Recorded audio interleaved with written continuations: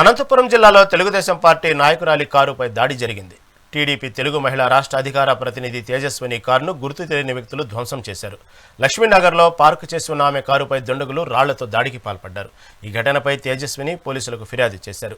ఈ దాడిపై తేజస్విని తీవ్ర ఆగ్రహం వ్యక్తం చేశారు. రాజకీయంగా తనను ఎదుర్కోలేకనే ప్రత్యర్థి లాంటి దాడులకు పాల్పడుతున్నారని ఆరోపించారు. ఇది వైసీపీ కార్యకర్తల పనేనని ఆమె అనుమానం వ్యక్తం చేశారు. ఒక ఆడబిడ్డపై ఇంత దౌర్జన్యానికి పాల్పడతారా అని ఆమె ఆవేదన చెందారు. తేజస్విని ఫిర్యాదు మేరకు కేసు నమోదు చేసుకున్న పోలీసులు దర్యాప్తు ప్రారంభించారు. సంఘటన స్థలానికి సమీపంలోని సీసీ కెమెరా ఫుటేజ్లను పరిశీలిస్తున్నామని, నిందితులను త్వరగా గుర్తించి కఠిన చర్యలు తీసుకుంటామని తెలిపారు. నిన్నటి రోజున నా కారు మా ఇంటికి దగ్గరలో పార్క్ చేయడం జరిగింది. కొంతమంది రాజకీయంగా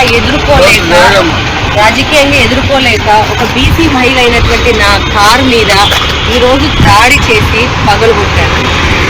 నిజంగా శాతకాన్ని వెలవల్లారా చీర గాజులు పంపిస్తా తొడుక్కొని ఇంట్లో కూర్చోండిరా. ఆడపిల్లని రాజకీయంగా ఎదుర్కోలేక ఈరోజు కారు మీద దాడి చేయిస్తున్నారే, సిగ్గుందా అని నేను అడుగుతున్నాను.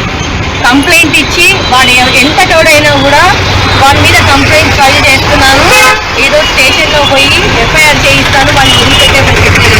రాజకీయంగా ఎదుర్కొంటారా? చేత కాదా? రాజకీయంగా మాట్లాడండి, రాజకీయంగా విమర్శలు చేయండి.